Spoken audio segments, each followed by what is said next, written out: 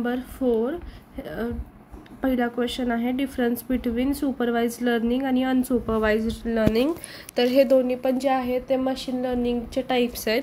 Machine लर्निंगमध्ये supervised आणि unsupervised दोन टाईप असतात. सुपरवाइज्ड म्हणजे तर लेबल डेटा यूज होतो. लेबल म्हणजे काय की असा डेटा ज्याला नेम्स किंवा ज्याला नावं आहेत त्याला तो डेटा यूज होतो. आणि अनसुपरवाइज्डमध्ये अनलेबल डेटा की बाबा ज्या डेटाला नावं नाही आहेत तो डेटा यूज होतो. प्रिडिक्ट आउटकम सुपरवाइजमध्ये आपण आउटकम्स प्रिडिक्ट करू शकतो, म्हणजे आपण अज्युम करू शकतो किंवा मानून चालू शकतो हे आउटकम येईल. तर मग ह्याच्यामध्ये डिस्कवर हिडन पॅटर्न्स अँड स्ट्रक्चर. अनसुपरवाइजमध्ये लपलेले काय काय पॅटर्न्स असतात, स्ट्रक्चर असतात ते आपण डिस्कवर करतो.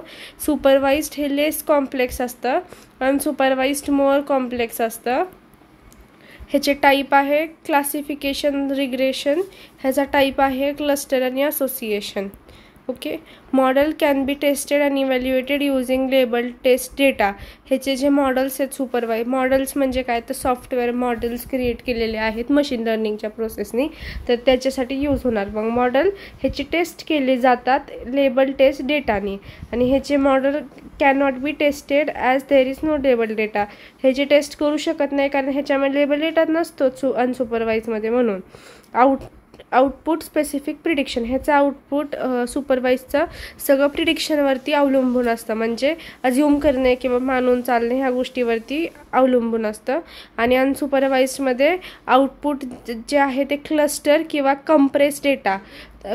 म्हणजे काय तर क्लस्टर म्हणजे आता ह्याचं आउटपुट असं वेगळे क्लस्टर फॉर्म होणार. सर्कल म्हणजे एका सर्कलमध्ये खूप सारे डेटा एकत्र येणार, त्याला क्लस्टर म्हणतात.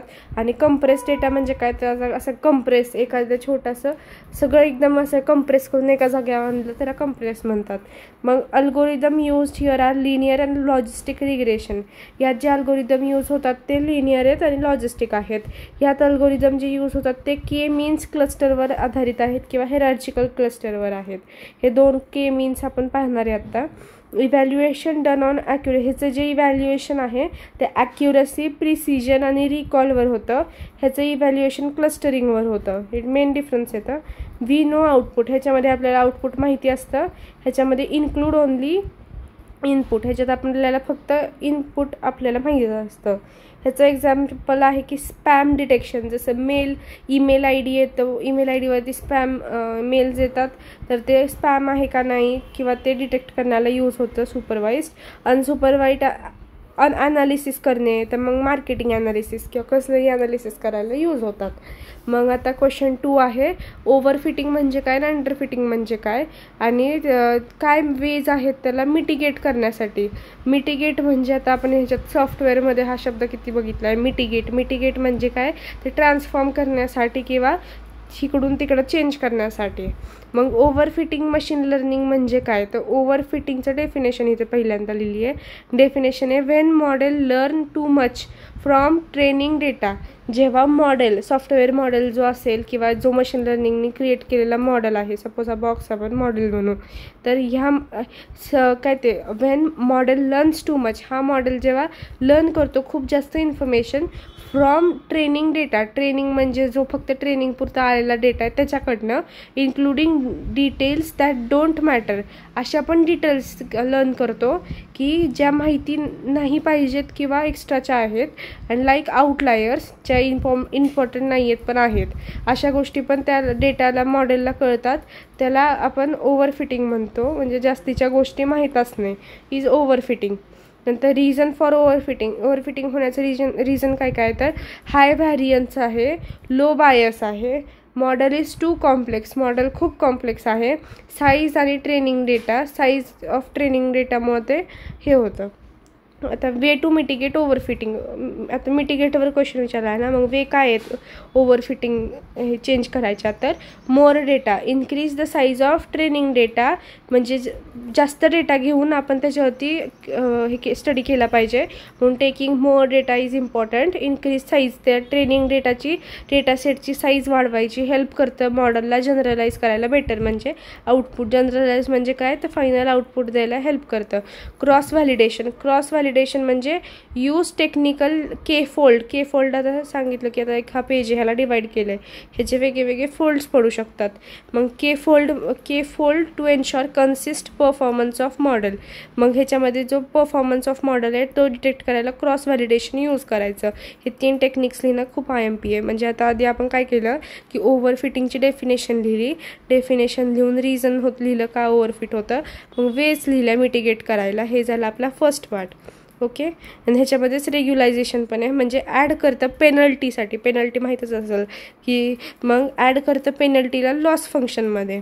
ओके. तर हे 3 पॉईंट्स खूप इम्पॉर्टंट आहेत आणि हे 3 पॉईंट्स IMP आहेत. म्हणजे आधी डेफिनेशन लिहायची, मग हे 3 पॉईंट्स, डेफिनेशन लिहायची, हे 3 पॉईंट्स. तर हा फर्स्ट पार्ट झाला क्वेश्चनचा. सेकंड पार्टमध्ये आपल्याला अंडरफिटिंग लिहायचं. अंडरफिटिंग म्हणजे काय की पूर्ण अपोजिट आहे ओव्हरफिटिंगच्या, त्याला अंडरफिटिंग म्हणतात. ह्याची डेफिनेशन आहे Wien it happens Wien model is to simple. जेव्हा जो मॉडेल आपण आहे सॉफ्टवेअर किंवा या मशीन लर्निंगने क्रिएट केलेला तो खूप सिम्पल आहे आणि कॅप्चर करू शकतो डेटाला, म्हणजे कोणताही डेटा हा मॉडेल कॅप्चर करू शकतो, त्याला म्हणतात अंडरफिटिंग. ओके. तर रिझन्स काय काय आहेत अंडरफिटिंग होण्याचे, तर हाय बायसनेस अँड लो व्हेरियन्स. आता नंतर model is to simple, model खूप सिम्पल आहे आणि size is not enough, size पण खूप छोटी आहे. तर हे रिझन्स आहेत अंडरफिटिंगचे. तर ओव्हरफिटिंगचे रिझन्स आणि अंडरफिटिंगचे रिझन्स बघा की आता ओव्हरफिटिंगमध्ये कसं होतं, हाय व्हॅरियन्स आहे तर अंडरफिटिंगमध्ये लो व्हॅरियन्स आहे. ओव्हरफिटिंगमध्ये लो बायस आहे तर अंडरफिटिंगमध्ये हाय बायस आहे. परत मॉडेल इज टू कॉम्प्लेक्स ओव्हरफिटिंगमध्ये आणि ह्याच्यामध्ये मॉडेल सिम्पल आहे. ह्याची साईज आहे ती ट्रेनिंग डेटाची साईज आहे, ह्याची साईज आहे ती इनफ नाही आहे, म्हणजे ह्याची जास्त साईज झाली. जर लिहिलं साईज इज टू बिग तरी चालतं आहे, size is not enough is underfitting. मग रिझन झाले वे ऑफ मिटिगेशन. हे मिटिगेट करण्याचे वेज काय काय आहेत, तर इन्क्रीज मॉडेल कॉम्प्लेक्सिटी, की त्या जे मॉडेल आहे त्याची कॉम्प्लेक्सिटी, त्याचा टफनेस वाढवणे is the solution. Enough features of engineering use करणे, म्हणजे जे काय आहेत ते गॅदर मोर ट्रेनिंग डेटा जास्त करून ह्यात एकत्र करून स्टोअर करणे मॉडेल्समध्ये. Question number 18-20 explain the precision, recall, accuracy and F1 score. मग ॲक्युरसी म्हणजे काय, तर ratio of predicted observation upon total observation, म्हणजे जे प्रिडिक्ट केलेलं अज्युम केलेलं ऑब्झर्वेशन आहे divide by total observation. Use generally balanced data set. So balance data set आहे तो यूज केला आहे आपण. नंतर accuracy equal to TN + TN, TP + TN. TP is true positive and TN is true negative, FN is false positive and FP is false negative. So true positive plus true negative divide by true positive plus true negative plus false negative and false positive is the accuracy. And the precision is a ratio of corrected predicted positive observations upon total positive predicted. So ratio आहे correct प्रिडिक्शन्सचा पॉझिटिव्ह ऑब्झर्वेशन्सचा upon total positive predicted, की किती positive predict झालेत. So when false positive is costly, ह्याच्यामध्ये false positive costly असतात. प्रिसिजनचा फॉर्म्युला आहे true positive divide by true positive plus false positive. So everything is positive in precision. मग recall is a ratio of predicted positive observation, predict केलेले positive observation upon all actual positive used when false negative is costly. So हे जे ratio आहे ते ह्याचा formula आहे true positive divide by true positive plus false negative. F1 score is a harmonic mean of precision and recall. Harmonic mean आहे precision आणि रिकॉलचं, precision आणि हे रिकॉलचं harmonic mean. So F1 equal to 2 आहेत ना, हे प्रिसिजन एक आहे रिकॉल एक आहे. So 2 multiply by precision multiply by recall divide by precision plus recall. फॉर्म्युले IMP. ते झालं की example important example predicted actual, predicted animal not animal आहे ॲनिमल नाही आहे, ॲक्च्युअलमध्ये ॲनिमल आहे नाही आहे. मग ह्याच्यामध्ये व्हॅल्यूज पुट करायचे true positive false negative, false positive true positive. Describe the K-means algorithm and explain its working. Cluster data. K-means algorithm explain करा आणि explain working of cluster data. Cluster data working. So K-mean cluster is an unsupervised machine learning algorithm. K-means clustering हा एक unsupervised machine learning algorithm है. K-mean cluster is used to organize data into group based on similarity. K-means clustering use केला जातो organise डेटावरती group करण्यासाठी सिमिलरचा. आता suppose similar लोक आहेत, तिथं सिमिलर लोकांचे ग्रुप हॉबीजनुसार केले ते असे वेगवेगळे ग्रुप होणार. जसं की डिव्हिजन वाईज केलं तर ए डिव्हिजन, बी आणि सी, तसंच. मग it groups on unlabelled data set different clusters.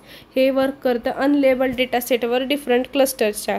मग ह्याचं वर्किंग कसं आहे तर पहिल्यांदा आपल्याकडे एक डेटा सेट येतो. We are given with a data set item certain features. त्याला काय काय फीचर्स आहेत अँड व्हॅल्यूज आहेत फॉर दीज फीचर्स. त्या फीचर्सच्या पण काहीतरी व्हॅल्यूज आहेत. मग कॅटेगराईज करतो आपण त्या डेटासेटला, त्या डेटासेटमधल्या आयटम्सला इंटू ग्रुप्समध्ये. मग कॅटेगराईज करणार की बाबा आता सपोज आपण एक डेटासेट घेतला क्लासचा, डिपार्टमेंटचा, तर आपण डिपार्टमेंट्स नाही कॉलेजचा घेऊ, म्हणजे त्याच्यामध्ये वेगवेगळे डिपार्टमेंट येणार. कम्प्युटर, मग IT, AIDS, अशा त्या प्रत्येक डिपार्टमेंटमध्ये नंबर ऑफ स्टुडंट्स म्हणजे आपले आयटम्स झाले. मग त्या एक आता सपोज कम्प्युटरचे स्टुडंट्स, AIचे स्टुडंट्स असे एकत्र करणार प्रत्येक ग्रुपमध्ये डेटाला. म्हणजेच categorise the items of, items म्हणजे स्टुडंट्स, आपले ग्रुप केले स्टुडंट्सला त्या प्रत्येक कॅटेगरीनुसार. आता कॅटेगरी कुठली आली आपली कम्प्युटर, AI, IT, त्या प्रत्येक कॅटेगरीमध्ये आयटम्सला ग्रुप केले, त्याला K-मीन्स अल्गोरिदम यूज केला. Where K is name of algorithm. K आपल्या अल्गोरिदमचं नाव आहे. रिप्रेझेंट करतं K काय रिप्रेझेंट करतं तर नंबर ऑफ ग्रुप्स. किती ग्रुप्स आहेत नंबर ऑफ. आता आपण AIDS, IT आणि कम्प्युटर घेतलं, मग 3 ग्रुप झाले. ओके, सो त्याला क्लस्टर्स म्हणतात. हे सर्कल्सला क्लस्टर म्हणतो आपण. इनिशियली K पॉईंट रँडमली, आपण इनिशियली K पॉईंट रँडमली घेतो की आता कुठलाही पॉईंट आहे. तर सपोज K पॉईंट म्हणजे काय की आता हा पॉईंट घेतला, ह्याच्या शेजारी कम्प्युटरचे आहेत, तर हा अख्खा ग्रुप झाला कम्प्युटरचा. परत हा मधला पॉईंट एक सिलेक्ट केला, ह्याच्या आजूबाजूचे जेवढे डॉट आहेत, इथं जेवढे डॉट होते आधीपासून त्याचा एक सर्कल केला, तर हा झाला ITचा. असा इनडायरेक्ट आपण कुठलाही मधला सेंट्रॉइड घेतो किंवा मीन घेतो, मीन पॉईंट घेतो, त्याला रँडमली घेतो, त्याला मीन म्हणतात किंवा सेंट्रॉइड म्हणतात. Categories each item is closest mean. कॅटेगरीजच्या ईच आयटममध्ये मीनच्या क्लोज असतं, म्हणजे आता हा मधल्या पॉईंटच्या कडेने सगळे क्लोज आहेतच ना ते. ओके, नंतर update mean coordinates which average item categories. मग आपण काय करतो, मीन कोऑर्डिनेट्सचा ॲव्हरेज काढतो आणि वेगळे कॅटेगरीज यूज होतात. रिपीट करतो प्रोसेसला. ही जी झालेली प्रोसेस आहे ती रिपीट करतो प्रत्येक इलिटरेशन्सला आणि फायनली आपल्याला एंडला क्लस्टर्स भेटून जातात. मग आधी असा अनलेबल्ड डेटा आहे हा. एक असे पण डॉट्स आहेत ह्याच्यामध्ये विचित्र वाकडे, अनलेबल डेटा आहे. K-मीन्स यूज केल्यामुळं ग्रुप होत आहेत ह्याचे वेगळे. त्यातला जो मधला डॉट असेल तो आपला सेंट्रॉइड किंवा मीन आहे आणि हा टोटल लेबल डेटा बनतो. आता लास्ट क्वेश्चन आहे की क्रॉस व्हॅलिडेशन कसं चांगलं आहे ट्रेन टेस्ट स्प्लिटपेक्षा. तर क्रॉस व्हॅलिडेशन म्हणजे काय आणि ट्रेन टेस्ट स्प्लिट म्हणजे काय आधी लिहायचं आणि मग लिहायचं की ते बेटर कसं आहे, त्याचे रिझन्स कोणते आहेत. तर क्रॉस व्हॅलिडेशन म्हणजे it is a technique use to check how well a machine learning model performs unseen data. की न बघितलेल्या डेटावरती कसं मशीन लर्निंग मॉडेल छान पद्धतीने टेक्निक्स यूज करतं, is called as cross validation. Okay, मग it split the data into several part. हे काय करतं क्रॉस व्हॅलिडेशन, डेटाला वेगळ्या पार्ट्समध्ये डिवाईड करतं. Train the model on some parts. Train करतं वेगळ्या पार्ट्सला. आता सपोज एक डेटा आहे हा, त्याला आपण ब्रेक केलं वेगळ्या पार्ट्समध्ये. ओके, आता आपण प्रत्येक पार्टवरती वेगळे टेक्निक्स यूज करून टेस्टिंग करणार. So the model in some parts are test on remaining. मग जे राहिलेले आता सपोज 2वर टेस्ट केली, 2वर टेस्ट केलीच नाही आहे. Okay, so several parts and the model some parts test and remaining. So repeating this process multiple time. मग हीच प्रोसेस आपण मल्टिपल टाईम रिपीट करणार. फायनली आपल्याला रिझल्ट एक प्रत्येक व्हॅलिडेशनचा step average produce more accurate estimation. प्रत्येक आपल्याला रिझल्ट भेटेल तो ॲक्युरेट इस्टिमेशन असेल त्या मॉडेलचं, म्हणजे तेवढा तो मॉडेल ॲक्युरेटली परफॉर्म होतोय का नाही हे कळेल. म्हणजे आता सपोज एखादं सॉफ्टवेअर बनवलं आहे तर ह्याच्यावर सारखं टेस्टिंग करून आता एखादा कोड रन करून पाहतो आपण, तर सारखं आपण रन करून बघतो की बरोबर आहे का आन्सर बघण्यासाठी. तर त्याला म्हणतात की आपण ह्याच्यामध्ये इतकं मल्टिपल टाइम्स टेस्टिंग केल्या मग शेवटी फायनली रिझल्ट आपल्याला की मॉडेल चांगला परफॉर्म होतोय हे आउटपुट आपल्याला भेटलं आहे, रिझल्ट भेटला आहे. मेन पर्पज आहे क्रॉस व्हॅलिडेशनचा की ओव्हर फिटिंग होऊ नाही म्हणून. मग test splitting, it split data into 2 parts. ह्याच्यामध्ये डेटा 2च पार्टमध्ये होतात. ह्याच्यामध्ये क्रॉस व्हॅलिडेशनमध्ये डेटा खूप पार्ट्समध्ये डिवाइड होतो, ट्रेन टेस्टमध्ये 2च पार्ट्समध्ये होतो. 1 पार्ट ऑफ ट्रेन मॉडेल, एक पार्ट जो आहे 1 part of train model and जो एक पार्ट 2 पार्ट्समध्ये होता ना, मग जो हा एक पार्ट आहे तो far away from testing model, हा टेस्टिंग मॉडेलसाठी आपण यूज केला आहे. आणि ट्रेनिंग मॉडेल युजली टेक्स, ह्याच्यामध्ये ट्रेनिंग मॉडेल जो आहे तो 80% डेटा यूज करतो. ओके. आणि टेस्टिंग मॉडेल जो आहे तो 20% रिमेनिंग डेटा यूज करतो. 80 आणि 20चा क्रायटेरिया आहे ह्याच्यामध्ये. 80% डेटा काय होणार, नावातच आहे ना, ह्याच्यामध्ये ट्रेन होणार आणि 20% टेस्ट होणार. फायनली आपल्याला रिझल्ट जे आहे ते मोर रिलायबल म्हणजे डिपेंडिंग भेटतं, ॲक्युरेट भेटतं इस्टिमेशन त्याचं, आणि मॉडेलचं परफॉर्मन्स पण आपल्याला कळून जातं. सो आता यूज काय होतं ह्याचा की बेटर काय की क्रॉस व्हॅलिडेशन कसं चांगलं आहे, तर त्याचे हे काय काय पॉईंट्स आहेत कसं चांगलं आहे लिहिले आहे. Cross validation is better because it is more reliable performance estimation. ह्याचं परफॉर्मन्स रिलायबल आहे आणि त्यामुळे चांगलं इस्टिमेशन होतं आहे. रिड्यूस होतं बायसनेस रिड्यूस होतं. बेटर युटिलायझेशन ऑफ डेटा, ह्याच्यामुळे डेटाचं युटिलायझेशन बेटर होतं. प्रिव्हेंट करतं ओव्हरफिटिंग ह्याच्यामध्ये होत नाही म्हणून हे चांगलं आहे. The work well on small data set, हे स्मॉल डेटा सेटवर खूप छान चालतं. हा होता युनिट 4 संपला.